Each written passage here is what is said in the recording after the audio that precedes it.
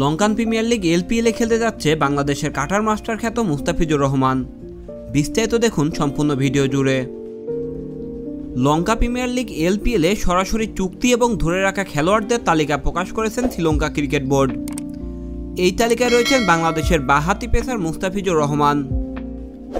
তাকে ড্রাফটের আগে সরাসরি চুক্তিতে দলে ফিরিয়েছেন এলপিএলের দল ডাম্বুরা থান্ডার্স। মুস্তাফিজের আগে কখনো এলপিএল না খেললেও তার উপর অনেকটাই আশাবাদী দলটি। 1 জুলাই থেকে শুরু হবে এলপিএলের নতুন মৌসুম। এর আগেই 29 জুন শেষ হবে টি-20 বিশ্বকাপ।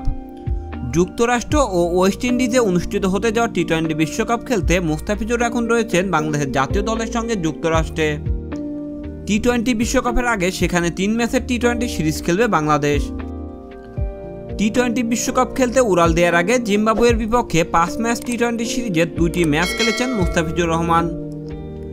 তার আগে চেন্নাই সুপার কিংসের হয়ে খেলেছেন আইপিএলে। চেন্নাইয়ের হয়ে 9 ম্যাচে 14 উইকেট নেন মুস্তাফিজুর রহমান। চেন্নাইয়ের হয়ে এবার আইপিএলে তুষার দেশপান্ডের 13 ম্যাচে 17 উইকেটের পরে দ্বিতীয় সর্বোচ্চ উইকেট এই পেসারের।